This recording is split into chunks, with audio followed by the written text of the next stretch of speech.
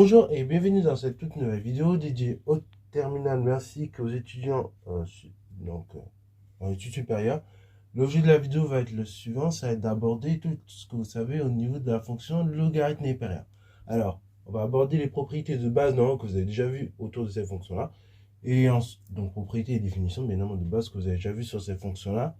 Je vais démontrer quelques résultats normalement sur ces propriétés qui sont censées être déjà vues. Puis on va aller un tout petit peu plus loin en ajoutant 2-3 propriétés supplémentaires que normalement vous avez pas vues en terminale. Normalement. Et puis si vous avez été suffisamment loin en terminale, peut-être que vous avez dû les voir entrepasser. Mais en tout cas, c'est pour le bac, en tout cas, vous ne les avez pas utilisées ces propriétés-là, très souvent. Fonction logarithme népérien, qui est la base en fait de toutes les fonctions logarithmes que vous étudiez, que vous avez pu utiliser jusque-là, au lycée, en classe de terminale ou en études supérieures si vous faites des sciences. Ok. Puisqu'en effet, à partir de la fonction logarithme népérien, on en parlera dans la suite de la vidéo, mais on peut construire toutes les autres fonctions logarithmes avec toutes les bases que l'on veut. Ok. Passons ce détail-là. Et donc, deuxième chose aussi que je vais vous dire concernant cette fonction-là, je crois que j'en ai déjà parlé dans la vidéo précédente, mais en fait, d'un point de vue scolaire, souvent la fonction logarithme népérien, on vous l'enseigne après la fonction exponentielle. Mais il ne faut pas croire que d'un point de vue historique, cette fonction a été découverte après. Au contraire, c'est même l'inverse qui se produit. C'est d'abord, on a découvert la fonction logarithme népérien, ou du moins, en fait, on l'utilisait avant même de l'avoir formalisé. Et après, on l'a formalisé autour du 17e, voire début du 18e siècle. Ok. Et donc, de là, ça nous permet d'en parler là, comment on le fait. Ok. Mais il faut savoir que, comment dire, l'utilisation même de la notion de logarithme, c'est quelque chose qui se faisait bien avant même sa formalisation, c'est-à-dire autour du 16e siècle, ok, notamment en astronomie, pour tout ce qui est lié aux problèmes de mesure et de calcul. Ok. Et la fonction exponentielle, elle apparaît bien plus tard, elle apparaît plutôt vers la fin du 18e siècle. Ok. Et donc, là pareil, ça permet un certain nombre de choses, telles que de nombreuses résolutions d'équations et de problèmes d'un point de vue mathématique. Fermeture de cette grosse parenthèse historique. Et donc, ici, on va parler précisément de la fonction logarithme népérien dans un premier temps. Et donc, on va en donner une définition de cette fonction. Alors, il a été vu dans la classe de terminale, deux choses au niveau de cette fonction. Première chose, la fonction logarithme népérien. Alors, après, tout dépend comment ça a été formalisé. Parce que si vous avez vu les intégrales, du coup, vous avez pu voir la définition avec l'intégrale. Si vous n'avez pas vu les intégrales, du coup, vous avez dû voir ce qui est en terminale est appelé la définition, mais en fait qui ne correspond à une propriété ici dans la vidéo que je vais énoncer plus tard. Normalement, il a été vu en classe de terminale qu'en fait, la fonction logarithme népérien, ça correspond à l'unique primitive de la fonction inverse entre 1 et plus infini qui s'annule en 1. Ok, bravo. Voilà, donc ça, c'est la vraie définition de ce qu'est la fonction logarithme népérien. Et à la base, donc lorsque ça a été formalisé, la fonction logarithme népérien, on l'a formalisé comme ça, en disant que ça correspond à l'aire sous la courbe de la fonction inverse entre 1 et plus infini. Ok. Donc autrement dit, ça correspond à l'unique primitive de la fonction inverse sur l'intervalle 1 plus infini qui s'annule en 1. Alors, du coup, une fois qu'on a défini ainsi la fonction logarithme népérien, on va pouvoir noter un certain nombre de choses. Donc on note la fonction ln et la fonction qui fait la chose suivante. Donc elle va de l'intervalle R, donc elle est définie sur l'intervalle R plus étoile et elle va donner des valeurs dans R. Ok. Là, si vous regardez bien, revenez à la vidéo précédente, regardez bien l'ensemble des définitions et d'arrivée de la fonction exponentielle, vous verrez, il y a presque une inversion.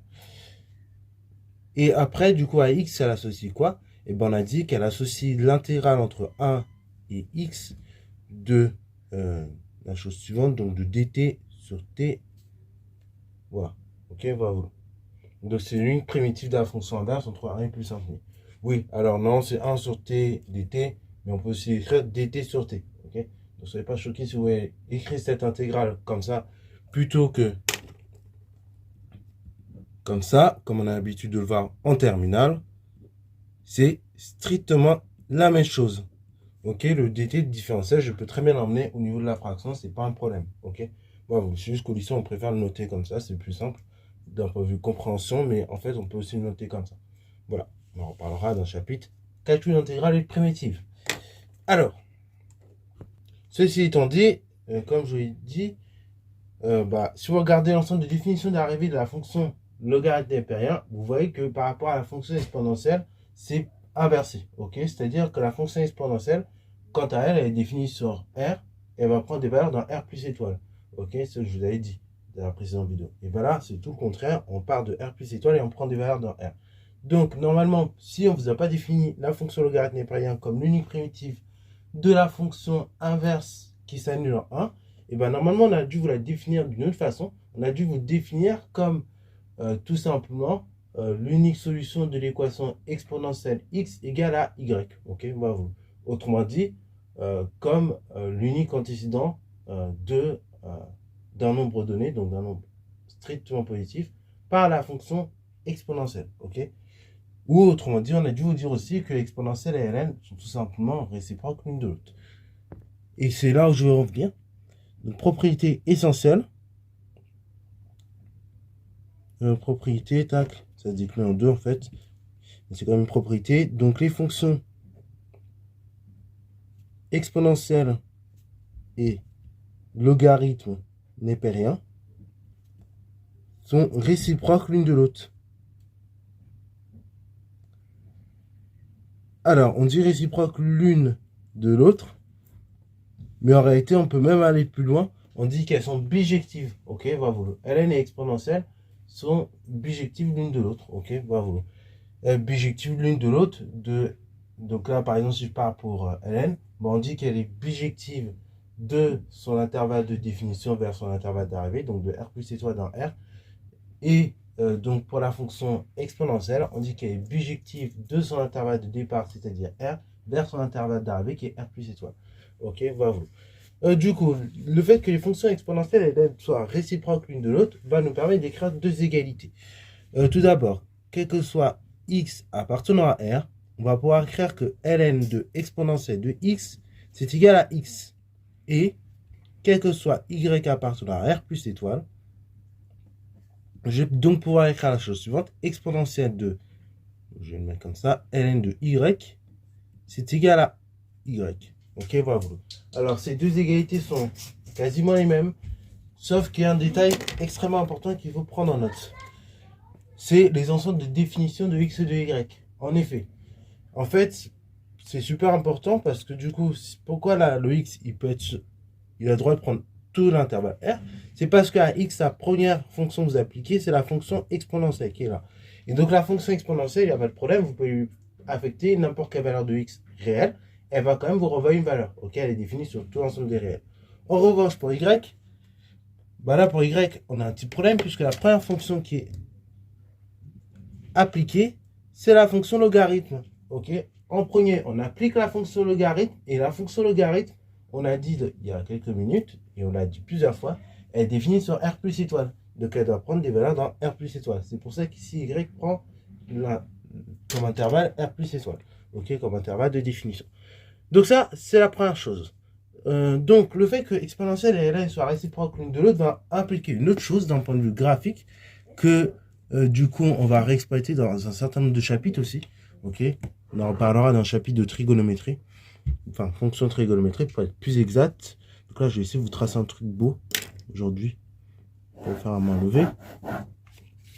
Donc là, quand on est dans un repère orthonormé, donc comme celui que je vais vous tracer ici, voilà, donc là vous avez un qui part par là, on va dire 2,71 c'est qui part par là, voilà.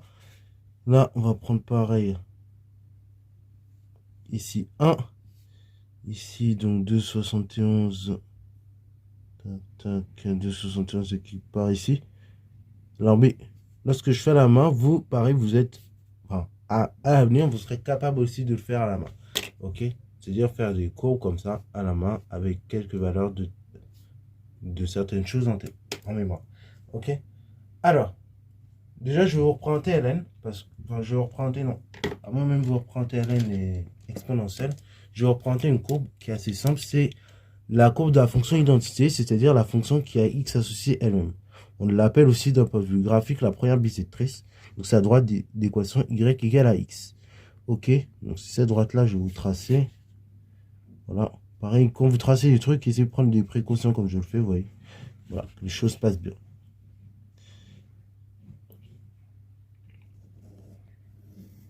Donc là, voici la droite d'équation y égale à x. Voilà.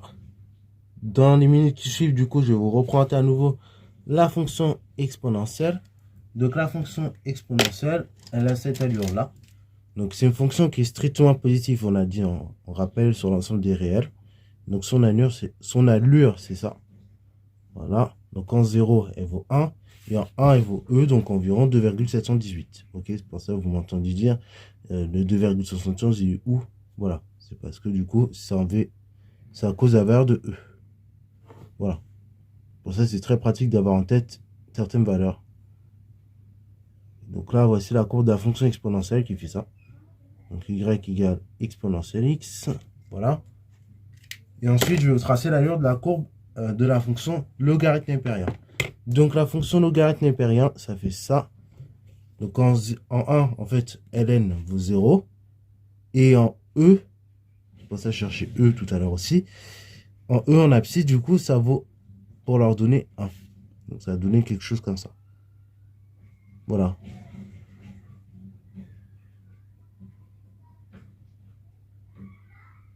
Donc y égale ln de x. Ok. Et là, après, bon, je sais vous faire ça au mieux, mais ça vous donne ça. Donc là, voici les représentations graphiques de ln et de l'exponentielle. Donc exponentielle, bon, pas grand chose à dire. Hein. Donc en 0, ça vaut 1. En 1, ça vaut E. Jusque-là, on est d'accord. Pour ln, il y a un peu plus de choses à dire. Première chose, c'est que sur l'intervalle 0,1, la fonction ln, elle est strictement négative, ok, sauf en 1 où elle s'annule. Et sur l'intervalle 1 plus infini, la fonction ln est strictement positive, ok. Ça, c'est une première chose qu'on peut noter, ok, avec bien évidemment annulation de ln en 1, toujours. Et donc, ce qu'on peut remarquer, c'est que le fait que ln et exponentielle soient réciproques l'une de l'autre, ça se traduit par des courbes qui sont symétriques par rapport à la droite d'équation y égale à x. Donc là, bon, c'est pas non plus la meilleure des courbes que j'ai faites, dans le sens où on est à la main, quoi. Donc on peut pas faire des courbes joliment qui sont magnifiques. Mais si vous essayez de faire ça sur un logiciel tel que GeoGebra, vous voyez encore mieux la symétrie que par rapport à ce que je fais à la main. Ok, voilà vous. Et donc, ça justifie bien les égalités qui sont là et qui sont là. Ok, le fait que j'ai symétrie comme ça des deux courbes par rapport à ma droite d'équation y égale à x. Alors, du coup, maintenant que nous avons la courbe de la fonction logarithme impérien, ce que je vous propose, c'est d'étudier un certain nombre de propriétés analytiques, mais également de propriétés de type, en plus des propriétés analytiques, on va faire des propriétés de type limite. Ok, bravo. Donc, ça prend un peu de temps, mais on va quand même s'intéresser à ça. Donc, première propriété analytique, c'est que tout simplement, la fonction qui a x associe ln de x. Ok, donc ln de x, enfin ln c'est pour désigner la fonction logarithme impérien. Et donc on affecte ln à la valeur x, donc ln de x. Donc la fonction qui a x associe ln de x est elle est continue, dérivable sur son ensemble de définitions. Donc sur R plus étoile. Donc là, pour justifier que cette fonction est continue, et il faut revenir à la définition de la fonction logarithme impérien. Donc la fonction logarithme impérien, on vous dit quoi? Par définition, c'est une unique primitive de la fonction inverse entre 1 et plus infini qui s'annule en 1. Et donc la fonction, l'intégrante, donc c'est-à-dire la fonction inverse, elle est continue sur l'intervalle 1 plus infini. Donc l'intégrale est continue sur l'intervalle 1 plus infini, ce qui justifie bien la continuité de la fonction ln. Et ensuite, pour justifier la dérivabilité de cette fonction ln, il faut encore revenir à la définition. On a dit donc que c'est l'unique primitive de la fonction inverse entre 1 et plus infini, ok, la fonction ln. Donc si je veux dériver cette fonction, en fait, je vais dériver en quelque sorte l'intégrale, et en dérivant l'intégrale, je retrouve ce qu'il y a dans l'intégrale, c'est-à-dire l'intégrande. Et donc, je trouve bien que c'est dérivable sur R. Ok, voilà. Ensuite, deuxième chose qu'il y a à savoir, donc la fonction kx associée à ln de x, c'est continu dérivable sur R, et on peut R plus étoile, et on va même préciser, elle est même de classe C infini sur R plus étoile. C'est-à-dire que vous pouvez la dériver à l'infini et sa dérivée restera continue. Ok? Donc ça, c'est une première chose. Deuxième chose, c'est que on a dit que cette fonction est dérivable, la fonction ln est dérivable sur R plus étoile. Et donc, quelle est l'expression de sa dérivée? Et ben, on a que quel que soit x appartenant à R plus étoile, la dérivée de ln, donc je l'ai dit en justifiant le fait que c'est bien dérivable, c'est égal à 1 sur x. Ok, bravo. Donc ça, c'est la deuxième chose. Troisième chose qui a à savoir au niveau du sens de variation de la fonction ln, et ben justement c'est son sens de variation. Donc la fonction qui a x associée ln de x est strictement croissante sur son ensemble de définition, c'est-à-dire R plus étoile. Après, bon, au niveau du signe, je ne vais pas la rappeler, mais d'un point de vue graphique, ça se voit assez bien. C'est-à-dire qu'entre 0 exclu et 1, on a une fonction ln qui est strictement négative. Et entre 1 et plus infini, donc 1 exclu jusqu'à plus infini, on a une fonction qui est tout simplement strictement positive par la fonction ln. Et la fonction ln s'annule en 1. Ok, bravo. Alors, ça s'annule en 1, bah ça se comprend assez bien. C'est parce que tout simplement, l'antécédent de 1 par la fonction exponentielle, donc l'antécédent de 1 par la fonction exponentielle, c'est tout simplement 0. Et donc, bah, du coup, ça donne bien que ln de 1, c'est égal à 0.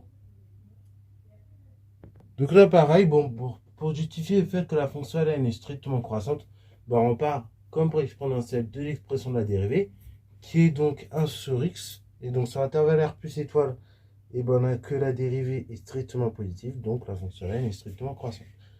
Maintenant, on va passer aux propriétés algébriques. Ok. Ensuite, on viendra aux limites. Donc là, pour cela, il nous faut un certain nombre de réels strictement positifs, sinon ça ne marche pas. C'est tout ce que je veux dire. Donc, première chose, propriété. Bon. Donc, quel que soit AB strictement positif, et appartenant à R, N, c'est un entier naturel. Voilà. Et donc, on va créer un certain nombre de propriétés. Première propriété, ln de A fois B, c'est ln de A plus ln de B. Deuxième propriété, ln de 1 sur B, c'est égal à moins ln de B. Troisième propriété, ln de A sur B, aussi, non 1 sur B, mais là c'est 1 sur B, enfin A sur B, c'est donc ln de A moins ln de B. Et quatrième propriété, ln de A puissance n, c'est n fois ln de A. En général, si vous avez fait spé physique chimie en terminale ou lycée, la quatrième propriété, normalement, vous la connaissez bien parce que on la manipule dans beaucoup de situations. Okay, on se retrouve beaucoup de fois à devoir descendre les puissances qui sont à l'intérieur de ln. Okay, à l'intérieur des nombres qui sont à l'intérieur de ln. Donc, bah, vous la connaissez bien cette situation normalement, et donc ces propriétés-là. Et pareil, au bac en général, en maths, quand vous faites des exemples de probabilité, bah souvent vous êtes confronté, pour la dernière question, à utiliser cette quatrième propriété. Donc en général, vous la connaissez bien. Ce que vous savez un peu moins, en général, c'est savoir la démontrer. Donc on va démontrer la quatrième propriété. Mais pas que, on va aussi démontrer les trois premières. Ok. Alors, ce qui va être un peu long, ça va être la première, puisqu'en effet, je vais faire une démonstration un peu originale. Enfin, originale. Pas trop non plus, il ne faut pas abuser. Mais ça change un petit peu de ce que j'avais fait l'an dernier. Donc l'an dernier en classe de terminale, pour démontrer la première propriété, et vous pouvez toujours le faire, hein, on peut utiliser le fait que ln et exponentielle sont deux fonctions réciproques l'une de l'autre. Et donc on va calculer exponentielle de ce qui est à gauche, on va calculer exponentielle de ce qui est à droite, et puis après on compare les deux quantités, on voit si elles sont identiques, et du coup bah, ça montre bien l'égalité entre les deux ln. Ok, c'est une première possibilité, voilà, c'est comme ça que j'ai fait l'an dernier. Là, on va faire un petit peu autrement, ok? Quand vous avez une égalité à établir, en général, une autre technique qui est possible de faire, c'est tout simplement non plus d'établir l'égalité en composant par la fonction exponentielle, dans le cadre de la fonction ln, mais d'utiliser une fonction. Je vais m'expliquer. Donc là, on va dire soit AB appartenant à R. Donc non, on va même faire mieux. Soit B appartenant à R. Ok. Et je vais appeler. Donc, soit phi, la fonction qui a x associe quoi?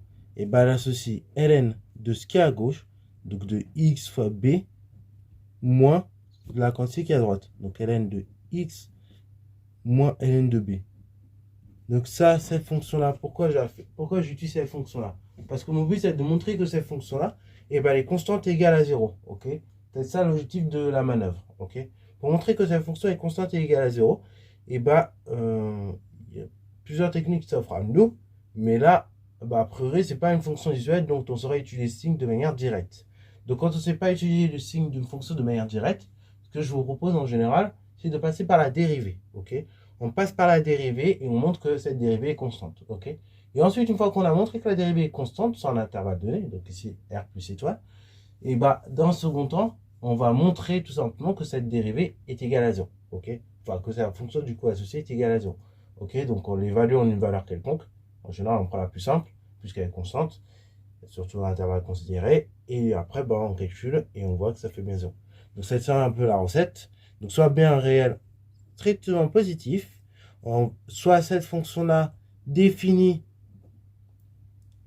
et dérivable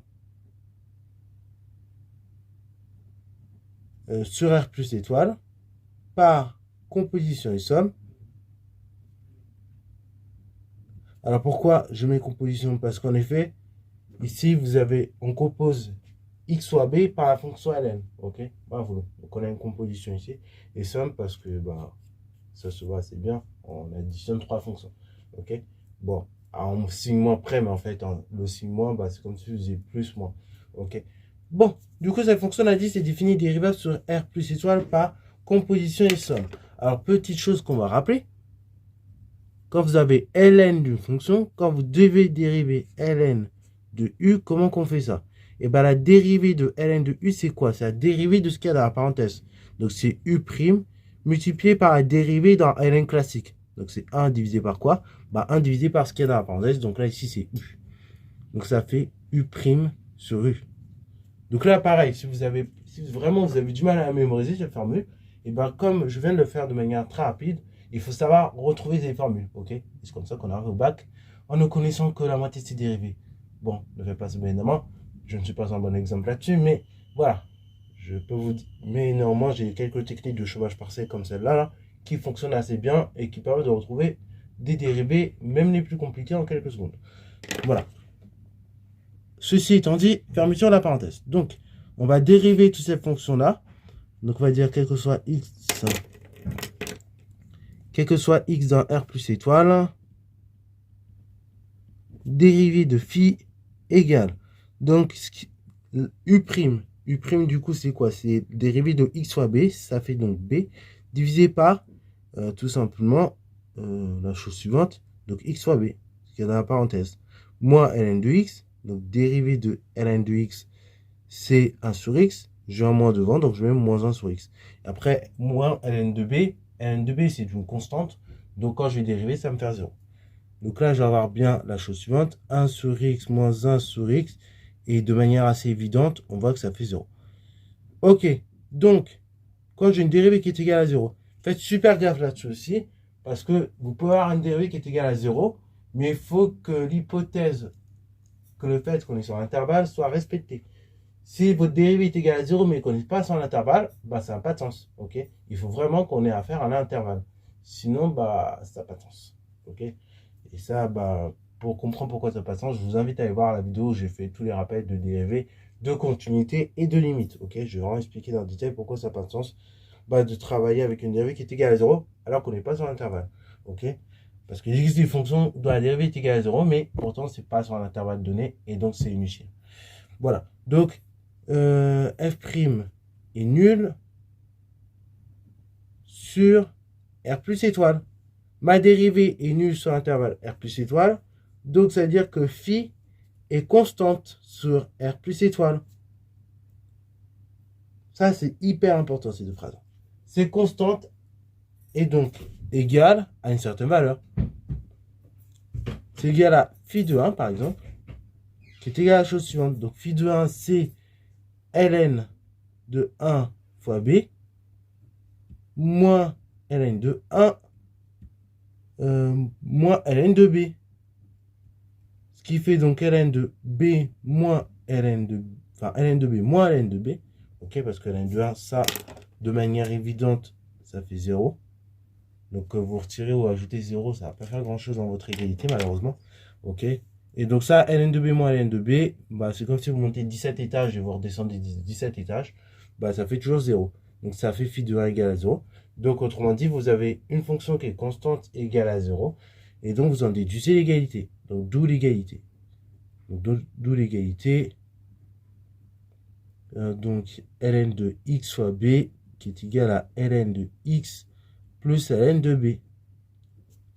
Ok, parce que du coup, si j'ai ceci qui est égal à 0, quel que soit x appartenant à R, non pas en 1, mais pour tous les réels x, et bien dans ce cas-là, en ajoutant ln de x et en ajoutant ln de b, comme je viens de le faire, on a une égalité entre ces deux éléments-là. Ok, voilà. Alors, ça c'est pour la première propriété. Ensuite, on va démontrer de manière similaire les deux autres. Enfin, les trois autres, pardon. Donc, deuxième propriété, ln de 1 sur b. Bah, comment je démontre ça? Je vais tout simplement partir de ln de 1. Donc, ln de 1, donc soit b un réel strictement positif. Donc, ln de 1, je peux écrire que c'est ln de b fois ln de 1 sur b. Ça, d'après la propriété 1, c'est ln de b moins, non, plus, pardon, ln de 1 sur b. Et donc, ln de 1, c'est 0. D'où l'égalité, de manière très rapide, ln de 1 sur b, qui est égal à moins ln de b. Voilà. Bon, de manière similaire et très rapide. Donc ça, c'est d'après. Donc là, le passage de là, c'est d'après 1. Et après, bah là, il suffit juste de ramener ln de b sur le membre de gauche et on arrive rapidement à l'égalité. Petit 3. Donc là, petit 3, voilà, ça se démontrait assez rapidement. Donc soit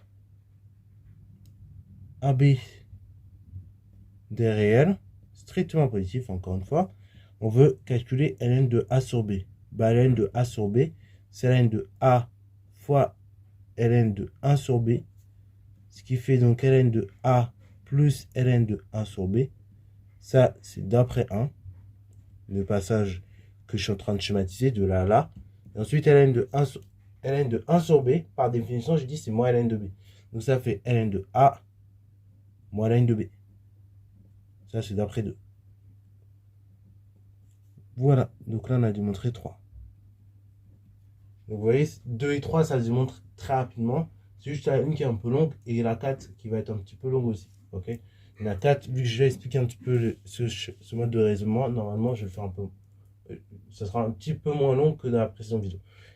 Bon, du coup, pour la 4, là, on veut démontrer la résultat sur N et pour tout A. Ok, pour tout A appartenant à l'ensemble des réels strictement positifs. Donc ici, l'objectif, c'est de montrer la chose suivante. Donc on veut montrer que, quel que soit A appartenant à l'ensemble des réels strictement positifs, quel que soit N appartenant à l'ensemble des antinaturels, on a ln de A puissance N qui est égal à N fois ln de A. Pour démontrer un tel résultat, on va tout simplement procéder par récurrence. Ok, donc on raisonne ici par récurrence. Donc comment je fais pour déblayer une telle récurrence?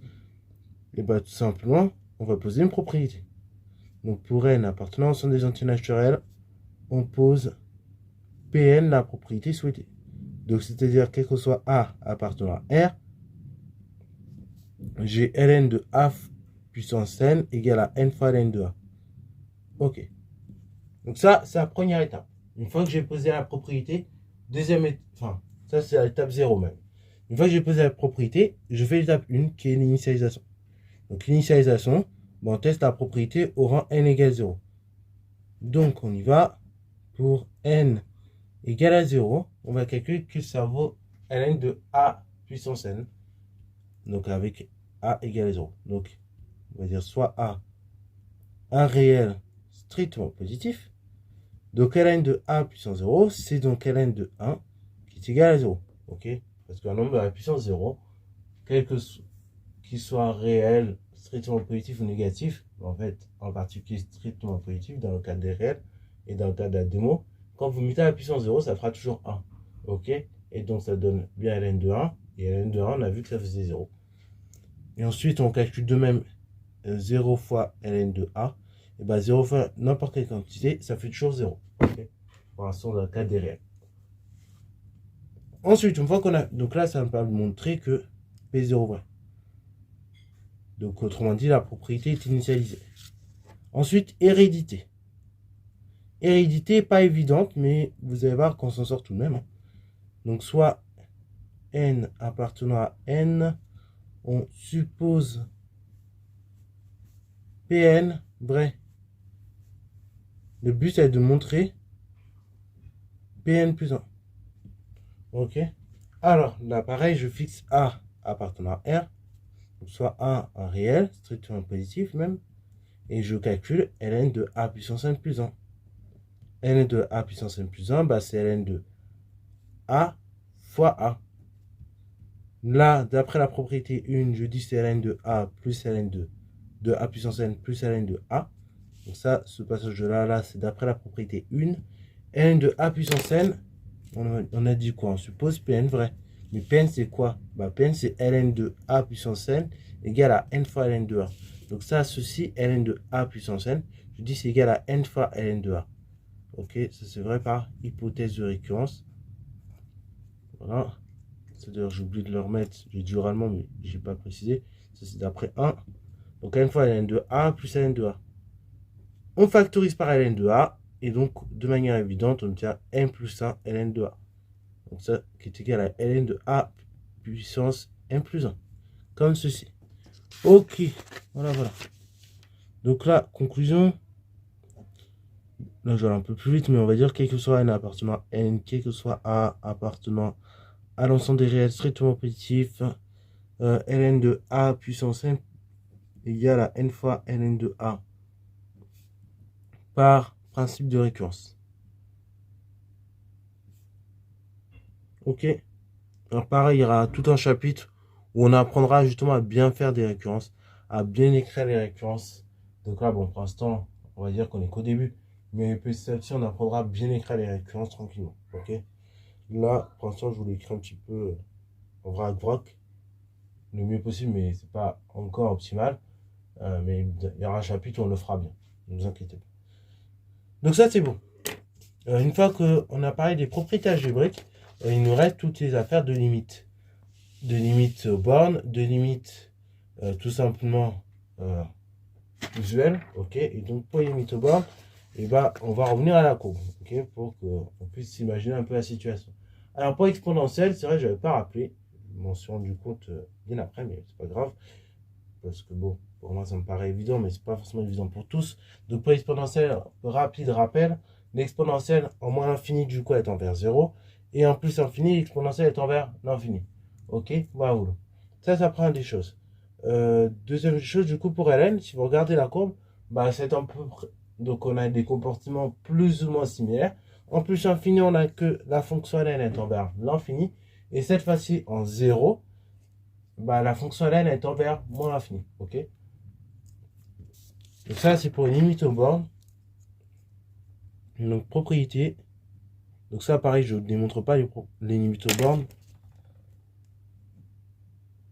Donc je suppose que c'est assez... Enfin, d'un point de vue graphique, ça c'est clair. Donc limite lorsque x tend vers plus infini de... Limite lorsque x tend vers plus infini de la fonction ln, c'est égal à plus infini. Et la limite lorsque x tend vers 0, alors en réalité on devrait mettre, si on va être très précis, 0 plus, parce que sinon c'est une hérésie, de la fonction ln2, de la fonction ln, c'est égal à moins l'infini. Ok. Alors, du coup, une fois qu'on a établi ces choses-là, on va parler de limites usuelles, autres que les limites aux bornes. Il y a certains, peut-être vous avez déjà vu passer en exo, ou dans des vidéos diverses et variées. Il y en a d'autres, bah, vous avez peut-être jamais vu. Donc on va les aborder, ces limites-là aussi. Donc on a, ça je vais appeler première limite. Donc limite lorsque x tend vers plus infini de ln de x sur x, ça tend vers 0. Deuxième chose, limite lorsque x tend vers, cette fois-ci, vers 0 de x ln de x, ça fait aussi 0. Et troisième chose, limite lorsque x tend vers, donc là, on va plus raisonner en 0, on va raisonner cette fois-ci, on va raisonner en 0, enfin, il y a deux manières de l'écrire celle-là. Donc soit on raisonne en 0 et on dit que c'est la limite lorsque x tend vers 0 de ln de x plus 1 sur x, ou soit on raisonne en x égale à 1, et donc c'est la limite lorsque x tend vers 1 de ln de x sur x moins 1. Dans les deux cas, ces deux limites, elles sont équivalentes et elles sont égales à la même valeur, c'est-à-dire 1. Bon, du coup, ce que je vous propose, c'est qu'on démontre le premier résultat, parce que l'an dernier, on ne l'avait pas démontré. Ça, je me souviens qu'on ne l'avait pas fait. Du coup, et après, si on attend, on va peut-être démontrer 2 et 3. Pour le 3, on n'en fera qu'une des deux, parce que c'est exactement le même raisonnement. Donc, une fois que vous avez démontré celle-là, en fait, vous avez démontré celle de droite. Ou si vous avez démontré celle de droite, vous avez démontré celle de gauche. Ok, pour la troisième limite. Parce que ça fonctionne exactement de la même manière. Donc, on y va. Donc, démonstration. Démonstration. On va essayer de démontrer 1. Donc, dans un premier temps, on va partir de cet encadrement-là. Donc, quel que soit t supérieur à 1, on a donc 0 qui est plus grand, enfin qui est strictement même plus grand que racine de t, et racine de t qui est plus grand ou égal à t. Ok. Ça, c'est vrai d'après le cours de seconde sur la position relative entre la courbe de la fonction identité et racine carrée. Par croissance, par décroissance même, de la fonction inverse, donc de la fonction qui a x associé 1 sur x sur r plus étoile. On a donc la chose suivante. On a donc 0 qui est plus petit strictement que 1 sur t, qui est plus petit ou égal à 1 sur racine de t. Ensuite, on a cette inégalité-là. Mais tiens, j'ai 1 sur t. Qu'est-ce que je peux faire? Je peux essayer de prendre son intégrale. Ok. Et donc l'intégrale entre 1 et plus infini de cette fonction, j'apprends. Et ça me donnait ln. Du coup, demain, je vais prendre l'intégrale entre 1 et plus infini entre 1 et plus infini de cette fonction à droite. Et là, l'intégrale de 0 entre 1 et plus infini, ça fera toujours 0. Ok. Donc là, on va utiliser un argument qu'on verra un tout petit peu plus tard un petit peu plus tard dans l'année, mais qui justifie que, en gros, quand vous prenez l'intégrale, vous gardez le même sens pour l'inégalité. Donc ça, cet argument, c'est la croissance intégrale. Donc par croissance intégrale avec le sens des bornes qui conviennent, donc par croissance intégrale avec x plus grand que 1, on a donc la chose suivante. L'intégrale entre 1 et donc x de 0, qui est strictement inférieur à l'intégrale entre 1, 0 et x, 1 et x, pardon, de 1 sur t dt, qui est inférieur ou bien égal à l'intégrale entre 1 et x de 1 sur racine de t. Ok. Une fois qu'on en est là, et là, du coup, ça fera toujours 0 à gauche. Ça, c'est bien, c'est pratique. Au milieu, vous reconnaissez quoi? Vous reconnaissez ln.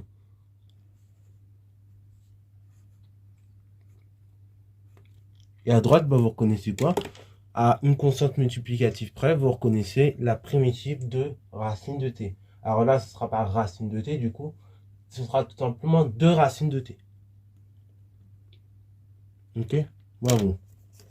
Pourquoi 2 racines de t? Parce que normalement, quand vous dérivez racine de t, vous vous retrouvez avec un 1 divisé par 2 racines de t. Ok? Donc, si j'ai 2 racines de t, quand je vais dériver 2 racines de t, je vais donc avoir la chose suivante, 2 fois 1 divisé par 2 racines de t. Autrement dit, 1 sur racine de t, qui est bien ici. Ok? Alors, on a x qui est strictement supérieur à 1, enfin qui est strictement supérieur à 0, même on n'a pas besoin que ce soit strictement supérieur à 1. Donc on va pouvoir diviser par x sans changer le sens de l'égalité. Et donc on aura x0 qui est plus petit ou égal à, enfin plus petit strictement que ln de x sur x, mais qui sera plus petit ou égal que, donc là c'est un x, attention, 2 divisé par racine de x. Alors là, comment on arrive à ce résultat-là? Bah, vous divisez, vous avez 2 sur racine de x, enfin 2 fois racine de x divisé par x. Et en fait, bah, les x, ils vont simplifier par 1 demi, ok, par racine de x. Ok, parce que racine de x au carré, ça fait x. Donc on arrive à là. Je calcule la limite de ce qui est à droite. Je trouve que ça fait 0. Lorsque x tend vers plus infini, bien évidemment. Ça fait 0, j'ai arrivé.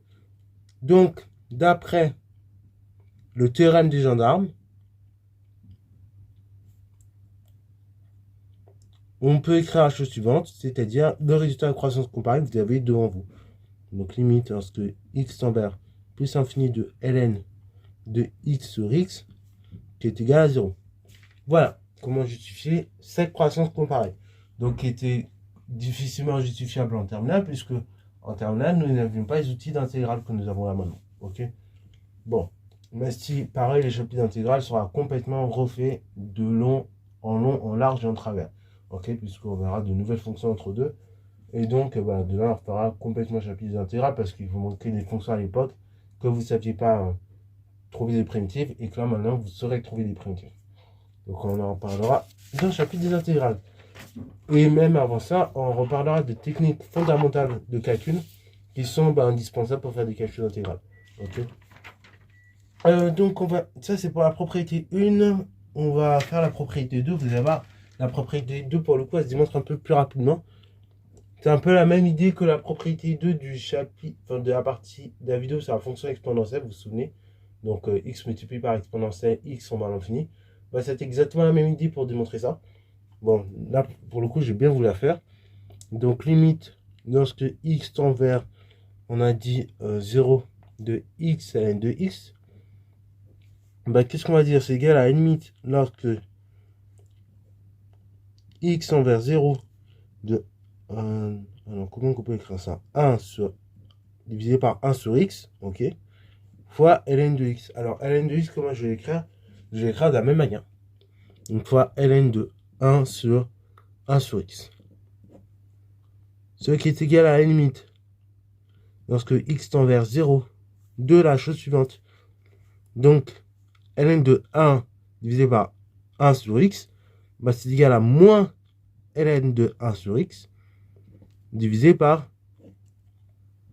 1 sur x. Ok, bravo. Donc là, pareil, ça vient de la propriété que nous avons vue précédemment. Là, ici, j'ai appliqué 2. Donc là, j'ai appliqué 2, mais non plus à x, ok, non plus à 1 sur x, mais à 1 divisé par 1 sur x. Ok, bravo. Et donc, quand vous appliquez la propriété de à 1 divisé par 1 sur x, bah, du coup, ce qui est au dénominateur, c'est ça. Et donc, il se retrouve comme ça. Il se retrouve tout seul, mais du coup, avec un moins devant le ln. Ok. Comme quand on a ln de 1 sur x tout seul, on a bien moins ln de x. Parce que le dénominateur se retrouve tout seul dans le ln, mais à condition d'avoir un moins devant. C'est exactement ce que nous avons là. Après, bah du coup, on fait un petit changement de variable, les amis. Donc ça, c'est également égal à la limite.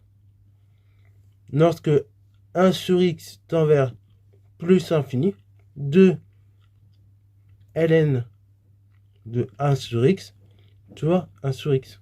Et on n'oublie pas le moins. Or, d'après 1, limite, lorsque grand x tend vers plus infini, de ln de grand x sur grand x, on a montré que ça fait 0. D'où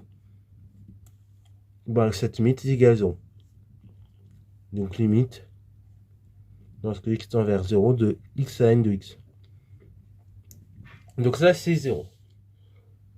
Dernière propriété que nous allons voir autour de cette fonction ln, donc propriété usuelle, Donc soit on démontre gauche, soit on démontre droite. Donc là, je vais démontrer la deuxième. Donc c'est la limite lorsque x tend vers 1 de ln de x sur x moins 1. On veut démontrer que ça fait 1. Alors là, pareil, si vous prenez l'autre égalité, c'est exactement le même raisonnement. Je ne vais pas le faire deux fois, parce que sinon, c'est vite barbant. Donc, on va dire que limite, lorsque x tend vers 1 de ln de x sur x moins 1, c'est également égal à la limite lorsque x tend vers 1 de ln de x moins ln de 1, qui fait 0, divisé par x moins 1. Et donc ça, vous reconnaissez à la limite d'un taux d'accroissement. Donc, or, on a dit que la fonction kx associée à ln de x est dérivable sur r plus étoile. Donc, dérivable en 1.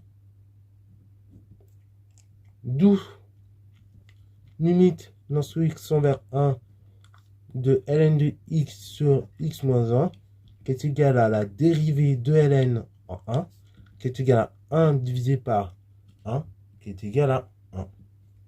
Et donc on trouve bien le résultat souhaité. Et pareil, si vous voulez appliquer à ln de x plus 1 sur x, du coup c'est exactement le même raisonnement. Donc là, en brouillon pour ceux qui veulent. Donc là je vous mets les étapes clés, parce qu'après c'est exactement les mêmes justifications. Pour la limite lorsque x tend vers 0 de ln de 1 plus x sur x, vous dites c'est limite lorsque x tend vers 0 de ln de 1 plus x plus moins ln de 1 toujours. Alors pourquoi moins ln de 1 toujours? Parce que là, lorsque x est égal à 0, du coup, il ne vous reste plus que 1 dans le ln. Ok, donc ça fait juste ln de 1. Et après, vous divisez par x moins 0. Après, même argument. Donc là, on n'a plus qu'argument étoile que je vous ai mis là. Cette fois-ci, en x égale à 0 et pas en x égale à 1, puisqu'on s'intéresse à la limite lorsque x tend vers 0 de ce taux d'accroissement. Et donc, après, on trouve exactement le résultat. Donc, d'où le résultat. Voilà. Dernier type de fonction que nous allons voir, et ça va clôturer cette longue vidéo, mine de rien, il y avait beaucoup de choses à dire sur ln. Donc, on va conclure la vidéo assez rapidement avec cette dernière fonction qui fait partie de la grande catégorie que sont les fonctions logarithmes. On va parler de la fonction logarithme décimale. Donc, on appelle la fonction logarithme décimale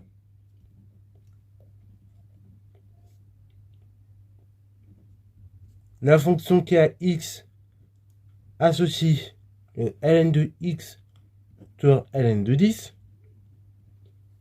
et qui va de la chose suivante, donc ça c'est log, elle va de r plus étoile dans r. Ok. Alors bon, ça c'est vrai pour la fonction logarithme décimale. Et de façon générale, petite remarque. Donc log en base A, c'est la fonction qui va de r plus étoile dans r et qui a x associé ln de x divisé par ln de a. Et donc là, je peux former des logarithmes décimaux de n'importe quelle base. Ok, base 2, base 3, base 4, etc. On peut former vraiment des fonctions logarithmes de n'importe quelle base. Ok, bon délire. Ainsi, du coup, un facteur multiplicatif près, qui est 1 sur ln de a, et du coup, toutes les propriétés que nous avons vues et énoncées précédemment sur la fonction logarithme népérien sont applicables de façon générale à toutes les fonctions logarithmes de n'importe quelle base. Voilà. Et donc, toutes les propriétés croissance comparée limite se transversent de manière identique aux fonctions logarithme décimales. Ok, un facteur 1 sur ln de 10 près. Et de façon générale, un facteur 1 sur ln de a près. Alors oui, petite précision comme sur a du coup. Donc avec a qui est strictement positif, parce que sinon, autrement dans le ln, avoir une quantité négative, ça marche pas.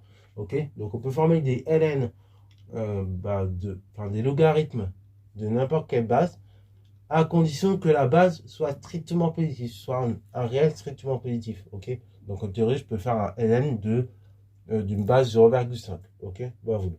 C'est tout à fait possible, hein, juste en appuyant la formule qui est là. Voilà, donc c'est tout pour cette vidéo-là. J'espère qu'elle t'a plu. Et donc c'est pour cela, avant que la vidéo se termine, pardon, c'est pour ça quand tu dis que je mets en classe de terminale, normalement vos profs vont vous dire que, en fait, la fonction logarithme népérien et logarithme décimal sont tout à fait identiques en termes de propriété. C'est juste le nom qui change et donc la définition, c'est pas tout à fait la même. Ok, il y a un 1 sur ln de 10 qui peut varier les deux. Donc, cette fonction-là, qui est la fonction logarithme décimale, si je la reprends graphiquement, en fait, c'est plus la bijection réciproque de la fonction exponentielle, comme c'était le cas pour la fonction exponentielle, là, par rapport à la fonction logarithme népérien, que je vais vous reprendre à nouveau. Donc ça, c'est pour la fonction logarithme népérien, voilà la situation. Pour la fonction logarithme en base 10, on va juste faire celle-là. On va avoir la chose suivante, donc là que je vous la reprends bien. On va voir la fonction 10 puissance x qui fait ça. Donc là, il monte beaucoup plus vite. Hein. Voilà. Et donc, sa bijection réciproque, c'est la fonction que je vous trace en vert plus clair. Donc, sa bijection réciproque, c'est celle-ci. C'est logarithme décimal. Donc, y égale log de x. Voilà. Donc, elle tend beaucoup plus rapidement vers moins infini que ln. Elle tend beaucoup plus lentement vers plus infini que la fonction ln. Ok.